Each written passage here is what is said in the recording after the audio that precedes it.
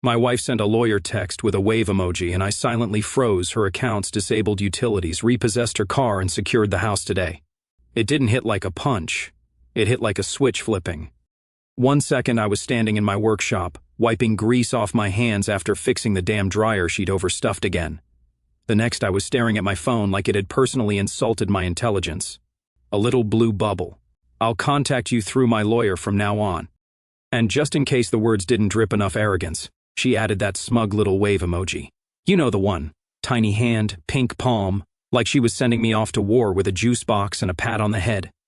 I stood there for maybe 5 seconds, blinking. The smell of burnt lint clung to my jacket. The house I paid for, hummed around me.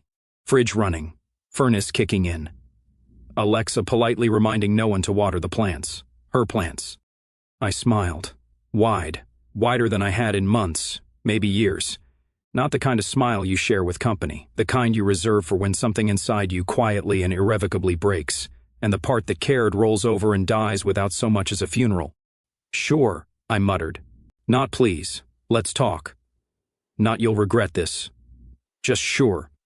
I tapped the contact card she'd attached. Some fresh-faced idiot from a downtown firm that probably charged $400 an hour to send passive-aggressive emails about who forgot to refill the Brita.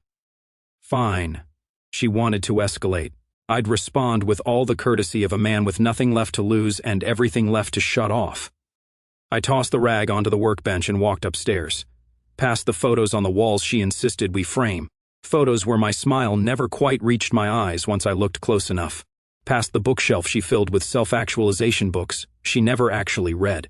Past the guest bedroom she'd slowly started treating like a second closet, stashing overnight bags she thought I hadn't noticed. Into the office. My domain. No crystals, no vision boards, just a battered desk, a humming desktop tower, and a spreadsheet I updated every quarter. Accounts, assets, liabilities, boring stuff. Stuff she never bothered to understand, because understanding it would mean understanding just how fragile her new independence really was. I sat down, cracked my knuckles, and double-clicked the file. First tab, credit cards, every one of them in my name. Some authorized users, sure, but primary? Darren Harlow, not Lori. Second tab, utilities. Electric, gas, water, Wi-Fi, streaming services, even the bloody thermostat app. All linked to one account. Mine. Third tab, vehicles. Her car leased through my employer's benefit program. Insurance? My group policy. Fourth tab, health care. She was an add-on, a dependent. Hadn't contributed a dime toward premium since she quit her last too stressful job 5 years ago. I didn't need to yell. I didn't need to drive across town waving evidence. I just needed to click. One by one, my fingers started moving. Freeze card. Pause subscription. Disable autopay. Suspend insurance. Each click a quiet funeral for the life she thought she could keep while cutting me out like an expired coupon. Alexa's voice floated up the stairs. Reminder, pay water bill. I laughed. Actually laughed. Not loud, not manic, just cold. Because Lori thought sending that text made her powerful. All it really did was hand me the perfect excuse to unplug her world at the roots. And the best part? She'd asked for it in writing. I didn't have to wonder where she was. Hell, I didn't even have to dig. She practically breadcrumbed the entire affair right into my lap like she was daring me to connect the dots. The sudden work emergencies at 9:30 p.m. The gas receipts tucked into the console of her car, gas stations nowhere near her office but conveniently close to the Marriott off exit 14. The hotel charges that showed up on the statement of the card I paid off every month.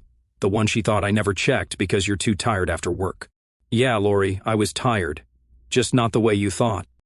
The late-night texts weren't even the worst part. She wasn't clever enough to delete them properly. Half of Shane's side of the conversation would still pop up in the notification preview when her phone buzzed on the kitchen counter. Can't wait to see you again. Sent while she was upstairs pretending to meditate. I could have played detective, confronted her, screamed, sobbed, waved the evidence around, like a demented magician pulling handkerchiefs from a hat. But that would have given her exactly what she wanted. A messy, emotional excuse to paint herself as the wounded party. No. I was smarter than that. Smarter than her. Smarter than Shane, who, from what I gathered from his public LinkedIn profile, was the kind of guy who thought being a regional sales lead for low-end tech support software made him an entrepreneur. The best part? I didn't have to prove a damn thing in court. Because thanks to that smug little all-contact through my lawyer stunt, Lori had just made it abundantly clear that we were no longer a team. And that meant every account that said Darren Harlow, primary account holder, was mine to manage, close, or suspend without so much as a courtesy text. Every bill that came addressed to me was now a bill I could decide whether or not to pay. Every comfort she enjoyed, from her Hulu subscription to her climate-controlled car seat, was powered by the man she just told to go through proper channels. So I opened more than a spreadsheet. I opened a switchboard. A grid of lines she thought she could walk away from without consequences. And while she was busy swapping flirtatious DMs with a mid-tier nobody, I was sitting at Command Central looking at the entire infrastructure of her comfortable little rebellion. Bank accounts, utilities, car insurance, cell phones, Netflix passwords. And realizing she wasn't powerful. She was plugged into me. And now, click by click, I could unplug her. Not with shouting, not with accusations, just with the same cold efficiency she thought she had the monopoly on. She thought cutting off communication would silence me. All she really did was open the gates for the quietest, cleanest demolition job she'd never see coming. And I wasn't even mad about it. I was liberated. It's funny how fast your hands move when your heart finally gives up pretending it's still attached. I opened the spreadsheet again, that boring old beast I'd updated out of habit every quarter. The same one Lori had rolled her eyes at every time I stayed up balancing numbers instead of binge-watching garbage TV with her. "Relax for once," she used to say, dragging me toward the couch. "You're always so uptight about money." Yeah, turns out being uptight about money was about to make this next part surgical. First tab, credit cards. 5 cards, 2 major ones. 3 store accounts, furniture, electronics, department store junk she thought made her self-care aesthetic look effortless. All primary under me. Authorized user access. Click. Freeze. Done. If she tried to tap her shiny little platinum card at Target today, she'd get a decline message faster than Shane could type "you up" after 2 beers. Second tab, utilities, water, electric, gas, Wi-Fi, home security, all on autopay from my bank. I opened the account management portals, every single one, and switched the payment method to manual. Then I let the next due dates roll toward oblivion. They wouldn't cut off overnight. No, utilities are polite like that. But within 72 hours, lights out, sweetheart. Third tab, streaming, phone lines, subscriptions, Netflix, Hulu, Spotify, Disney+, HBO Max. Not one service in her name. I started mass canceling them like I was launching a Black Friday sale on her dignity. The cell phones. Family plan. Sure. Except the primary holder? Hi. That's me. Controlled the fate of every line. 2 clicks and her phone was pending disconnection. Fourth tab. Vehicles. Her precious little lease. A candy red Audi she loved to flaunt when she drove to her yoga brunches and networking mixers. It sat snugly under the fleet benefits I earned after 20 years of loyal contracting. Insurance? Mine. And with one request through my employee portal, I flagged it. Pending termination due to separation proceedings. Translation: if insurance lapses, leaseholder can repossess the vehicle. Fifth tab, healthcare. Oh, Lori. You thought you could just float through on my premium policy forever. Sweetheart, no. I went into the HR portal, navigated the life changes section, and clicked separation, immediate dependent removal. No more therapy bills, urgent care visits, spa discount codes. On my dime. Every single thing. The Wi-Fi she streamed her morning podcasts on. The thermostat she adjusted from her phone app. The grocery store discount she scanned on her loyalty app. The very car she parked sideways in our driveway like a trophy. All of it ran through me. My fingers moved fast, methodical, no rage, no hesitation. Just a cold satisfaction blooming in my chest like the first sip of bourbon after a brutal winter day. It wasn't revenge. It was accounting. Reckoning. And if she wanted distance? Oh, honey, she was about to get left on an island. No heat, no phone, no ride, no backup plan. Because every little luxury she took for granted wasn't an entitlement. It was a connection. And when she thought she could sever it with a lawyer's name and a waving emoji, all she really did was hand me the scissors. And now? Snip. The email landed at exactly 10:12 a.m. Like they thought sending it before lunch would somehow make it more intimidating. Subject: immediate action requested regarding financial accounts. From Jenna L. Fry, Associate Attorney, Sterling and Knox. It was wrapped in all the usual fluff. Per our client's request, in the spirit of good faith, please refrain from accessing or altering joint financial structures until equitable division is achieved. Joint financial structures. Equitable division. They tossed around those words like confetti at a funeral they hadn't realized was already over. I leaned back in my chair, sipping lukewarm coffee, rereading it twice just to savor the stupidity. Joint financial structures? Cute. I clicked reply and typed exactly one sentence.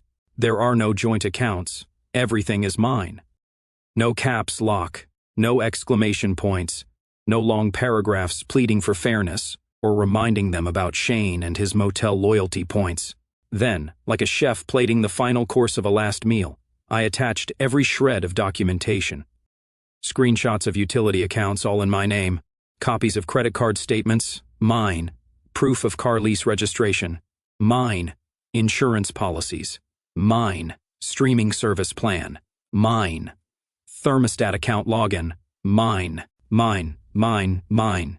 Each attachment its own little coffin nail. Each file another nail for Lori's lawyer to hammer down while trying not to sweat through their Banana Republic blazer. I clicked send. No delay. No second guessing. And then, silence. No rapid-fire rebuttal. No indignant follow-up. No we respectfully disagree or this is unacceptable. Just nothing. Which told me everything. Because her lawyer, who probably strutted into their conference room with a whiteboard titled How We Destroy Darren Harlow, had just realized their client wasn't standing on solid ground. She was wading through quicksand, and she hadn't even packed a rope. I pictured the moment in their office. Jenna L. Fry scrolling through the attachments, feeling her mouth go dry, maybe even rubbing her temples, trying to figure out how to explain to Lori, "Princess, cut me off because I'm too young to settle," that she hadn't married a fool. She'd married a man who planned for everything. Even this, especially this. The whole dynamic shifted in a heartbeat.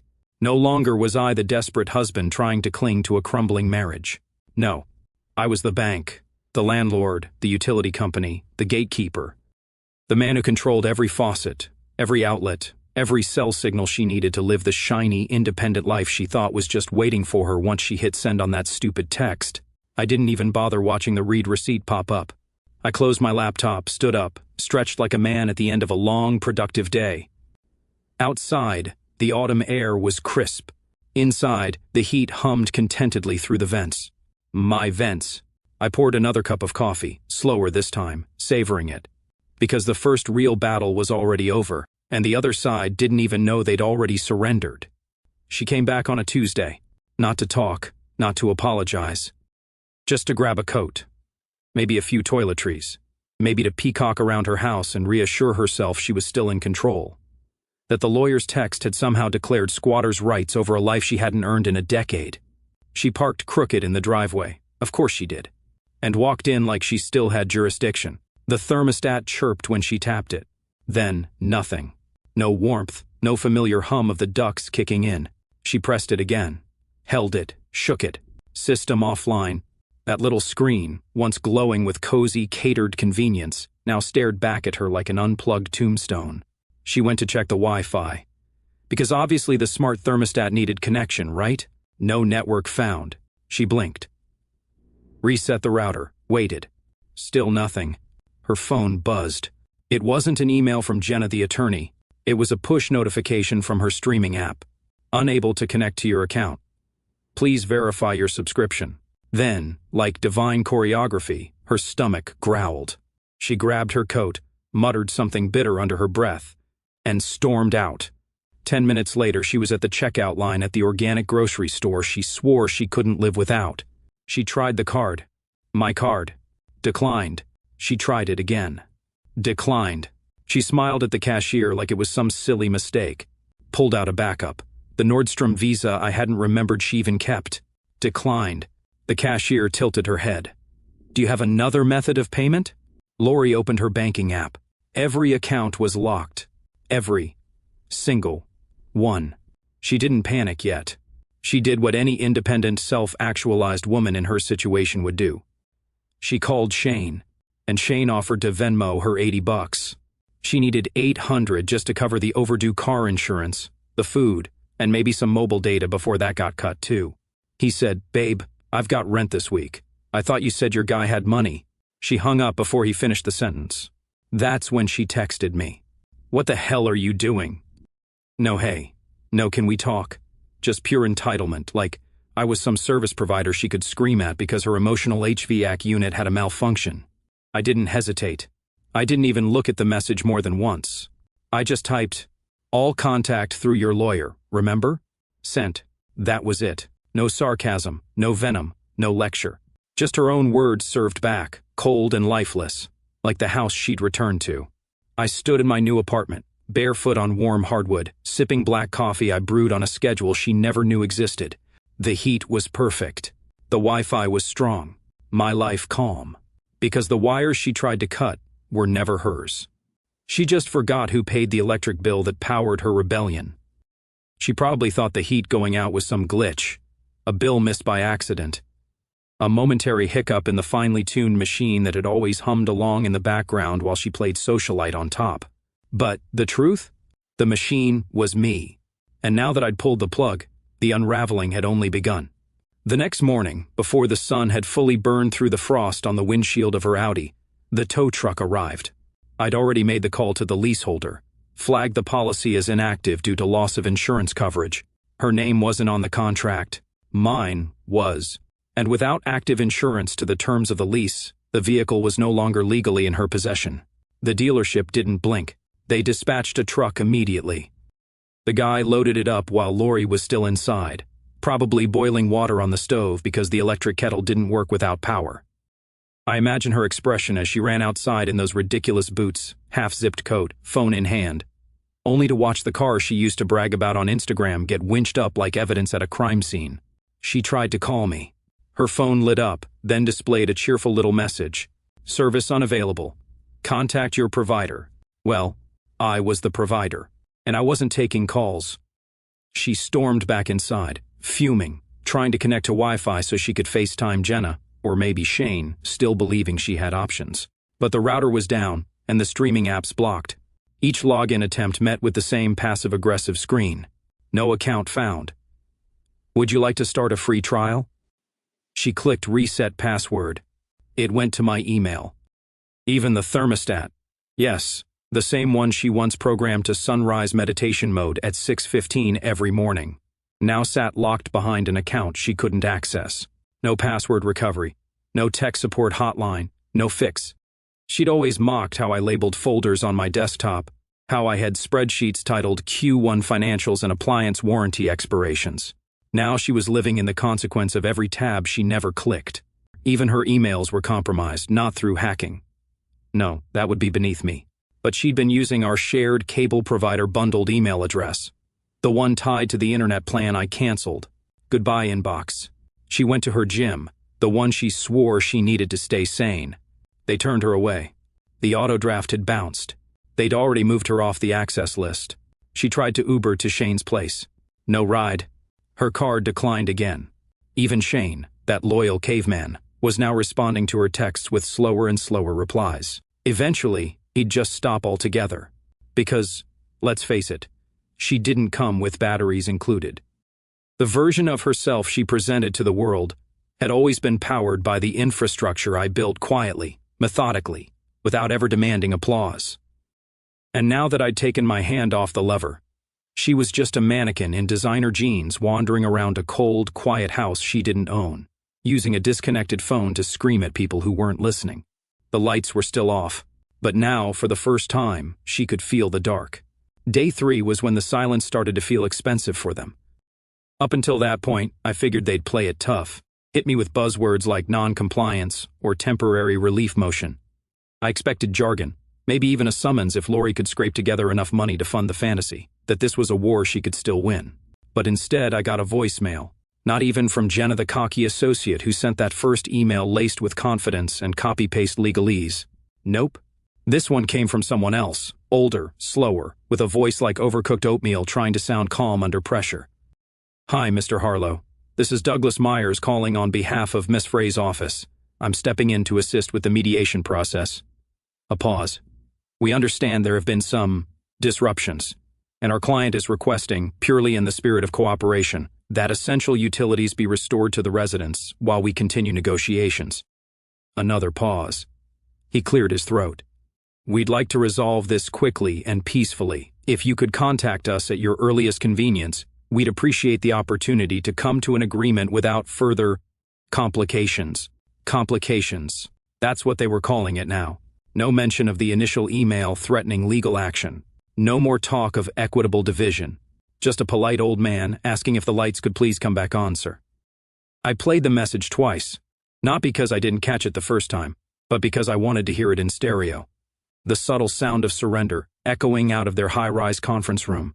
They had clearly expected a reaction, a fight, a guilt trip, maybe even a breakdown. What they didn't expect was precision.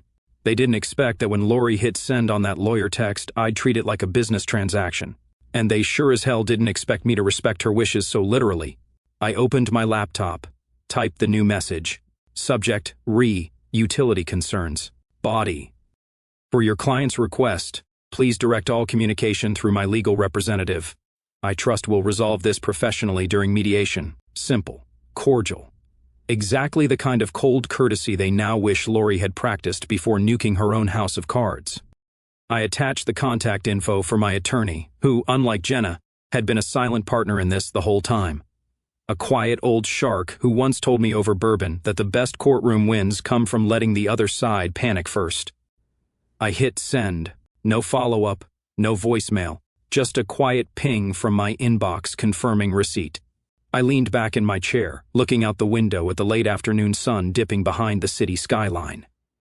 Somewhere in the cold, dark house she used to call hers, Lori was probably wrapped in a blanket, phone dead, teeth clenched, wondering why the man she ghosted with legal threats hadn't rushed to her rescue. But this wasn't a rescue. This was compliance. She asked for lawyers. She got them. And now they were begging me to be human again. Too late. I heard the knock before I saw her. 3 short raps against the metal frame of the workshop door.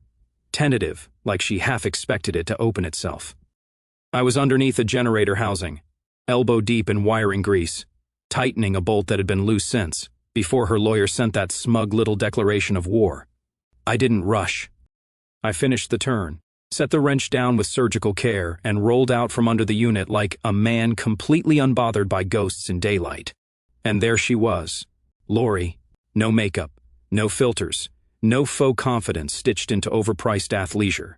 Just cold, red-rimmed eyes, and one of my old sweatshirts she used to wear to bed, back when our silence wasn't weaponized yet. Her voice cracked. You're being cruel. Not sorry. Not I shouldn't have sent that text. Not even, can we talk? Just a 6-word accusation hurled from behind tear-glossed lashes, as if the pain on her face was something I had manufactured, like a feature I forgot to beta test before deploying revenge. I wiped my hands on a towel, methodically, calmly, didn't raise my voice, didn't move toward her. I just looked at her and said, "You said you wanted distance." She blinked. "You said you wanted a clean break." Nothing. "You didn't want to talk." Silence. "You wanted Shane." Her eyes dropped. "And now you want water, power, heat, all the little things that made this house run. You want the comfort without the man you threw away for protein shakes and hotel quickies." I watched her throat move, like she was trying to swallow the shame, but it wouldn't go down. She hadn't expected this version of me, the man who could speak truth without trembling, who didn't need to shout because he already won.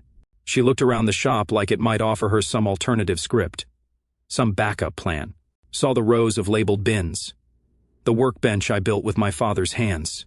She was standing in the cathedral of everything she took for granted, and now realized she never understood. "This is where you disappear to," she whispered. "This is where I build, Lori." I picked up the wrench again, held it, looked her dead in the eye. "You don't have to be here." That did it. She turned, slow, shoulders folding inward like collapsing scaffolding. She walked back toward her car, not the Audi, of course. That was already gone. She'd Ubered here, or maybe begged a friend, or Shane. I didn't watch her leave. I just listened to the crunch of gravel under her shoes and the hollow sound of silence returning. No apology, no grand gesture, just a woman who finally realized the furnace wasn't broken. She was. And the warmth she craved wasn't from the heater. It was from the man who stopped pretending to be her safety net. I got back under the generator. Turned the bolt, 2 more clicks. Tight. Perfect. They waited until Friday. Like stalling until the end of the week would soften the pitch. Like time had made me reasonable, or desperate. They didn't realize I wasn't the one bleeding resources every hour this dragged on. The offer came through my lawyer in a glossy PDF formatted like they'd already imagined how proud Lori would read it aloud to her friends at brunch. Proposal for mediation resolution. 50-50th split of assets. Modest alimony for a period of 3 years. Lori retains primary residence. Darren retains business assets and vehicle. It even had a line about maintaining amicable post-marital relations. I laughed so hard my lawyer choked on his coffee. They actually think she's walking away with the house? I asked, already opening a new folder on my desktop. Oh, I said. They want to negotiate? Then let's start with the facts. I crafted my response with the same care I used to build our home's foundation. The same one Lori now believed she could redecorate in court filings. My counteroffer. Simple. I keep the house. It's in my name, purchased before the marriage, paid off with earnings from a career she never supported. No alimony, she's capable of work. Choosing not to isn't a disability. She gets the car if she settles the balance in full before title transfer. Payments resume when she remembers how employment works.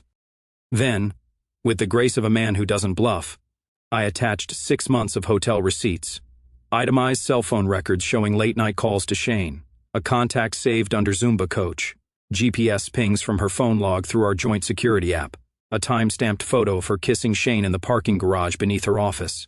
All cataloged, all documented, all admissible. My lawyer clicked send with a grin. How long until they fold? Give it an hour, I said. It took 43 minutes. At 4:12 p.m., a new email popped in from Jenna. No subject line. 1 sentence. We are withdrawing the proposed terms and will confer with our client regarding next steps. Translation. Lori saw the house of cards teetering, and for the first time she realized I wasn't trying to win. I'd already won. Quietly, legally, irrevocably. The court wouldn't see a bitter husband. They'd see a man methodically protecting his assets from a self-inflicted collapse. She threw the first stone. I built a castle with the rubble. And now she was stuck outside, asking if she could at least keep the driveway. It was inevitable. You could practically set a timer on a guy like Shane. All abs and ambition, no spine. He was fun when the wine was chilled, the lights were low, and someone else was paying for the scented candles. But when the bills started arriving with her name on them, and no Darren in the fine print, Shane's loyalty evaporated faster than her car insurance. From what I gathered, thanks to a couple of mutual acquaintances who still sent me screenshots, out of sheer pettiness, it started with a, "Hey babe, just until my next paycheck." Then, "My accounts are frozen too." Weird, right? Followed by complete radio silence. When she finally tried to call him, it went straight to voicemail. She texted, "Read." No reply, then blocked. Her lawyer stopped responding days ago. Shane ghosted her. And suddenly Lori found herself, just as she had wished, completely alone. She reached out to a friend of ours, technically her friend, though let's be honest, most of them liked me better once the real Lori showed up in daylight. That friend, with all the grace of a woman who knew she was being pulled into a soap opera, forwarded me a voice memo Lori had sent her. He said he thought I had money, that I was rich, that I had the house. I never said that. I just didn't correct him. Of course she didn't. She let him think I was some boring, checked-out husband who sat in a recliner while she quietly plotted a glittery exit. That the cars, the house, the perfectly chilled rose in the wine fridge were all her choices, her domain. But Shane wasn't an idiot. Well, he wasn't smart either. He was just the kind of guy who could spot a sinking ship and jump before it fully tipped. And when her credit card started bouncing, when she had to borrow money to pay the minimum balance just to buy a plane ticket to a friend's wedding in Napa, that's when the illusion cracked. He told mutual friends, some of whom were mine, some hers, most now just entertained. She told me she was rich. Turns out she was just married to someone who was. Brutal, efficient, accurate. The truth of it stung worse than anything I could have said. Because it didn't come from me. It came from the man she traded me for. The one who smiled in gym mirrors and called himself a consultant, but couldn't float her a week of utilities when the heat went out. And now she was the woman sleeping in a cold house she didn't own, on a mattress she didn't pay for, eating takeout from the one card that hadn't been shut down yet. While I was finishing bourbon number 2 in a warm, quiet place I bought with the paycheck she once called too steady. She played the wrong game with the wrong man, and now she'd been left holding her own empty hand. She walked into that courtroom trying to look collected, but I could see the panic stitched into every thread of the outfit she borrowed. Not her usual designer coat, not the polished heels. Just a too-tight blazer that used to belong to her sister. I recognized it from a family funeral 5 years ago, and slacks that bunched at the ankles like defeat. No ring, no shame.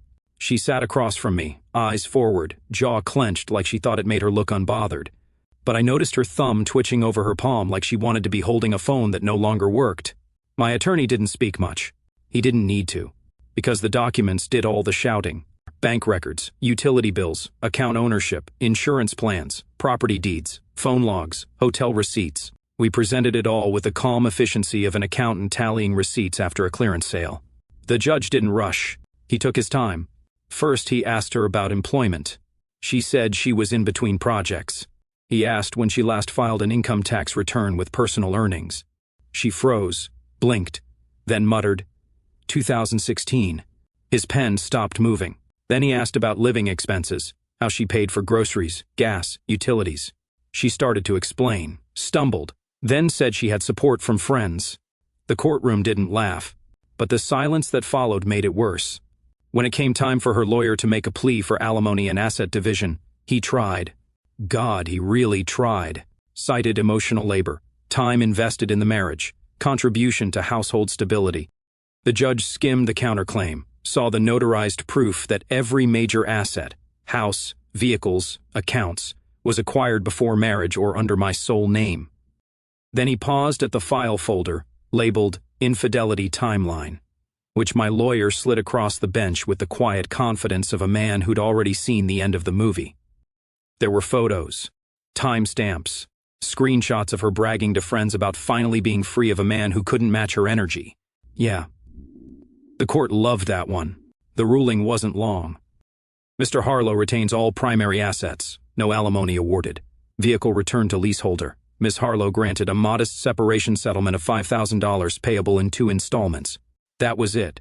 No fireworks, no grand monologue. Just numbers, orders, finality. Lori didn't cry.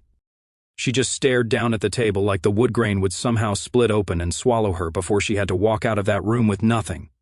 And then, just before the clerk asked us to rise, her lawyer leaned toward her and whispered, just loud enough for me to catch, I told you not to send that text. The emoji wave. That stupid little message that was supposed to be her mic drop.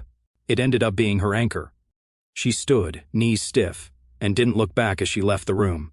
Just adjusted her sister's borrowed blazer and walked out like a job applicant who already knew she wouldn't be getting a call back. Me? I nodded to the judge, shook my lawyer's hand, and walked into the hallway with the quiet, unshakable clarity of a man who survived the storm without ever raising his voice. She wanted a war. She got a reckoning. It was one of those perfect winter evenings. Crisp air outside, wood fire calm inside, the kind of silence that doesn't feel empty, but earned. The house, my house, hummed quietly, radiators doing their job, Spotify playing a slow jazz track I didn't have to justify to anyone. No interruptions, no sighs from across the couch, no passive-aggressive swipes disguised as conversation. Just me, in peace. I tossed my keys into the tray by the door, kicked off my boots, and hung up my coat on the same hook that used to hold Lori's. That hook had been empty for months now. She took everything else with her when she left. Except the dignity. Apparently that stayed. The mail was sitting on the console table. I flipped through it absently. Utility statements, paid, a flyer for a local roofing service, recycled, and then one envelope, white, standard, typed return address, Sterling and Knox LLP. The lawyer's office. No anticipation, no dread, just curiosity, like opening a fortune cookie after a meal you already enjoyed. Inside was a single sheet. No official tone. No legal threats this time, just desperation dressed in formality. Mr. Harlow, on behalf of our client, we are requesting a temporary reinstatement of phone and utility services connected to the residence previously shared. Our client is in the process of securing new accommodations and would appreciate access to basic services during this transition. She expresses regret for any previous missteps and wishes to resolve this amicably. Sincerely, Jenna L. Fry, Associate Counsel.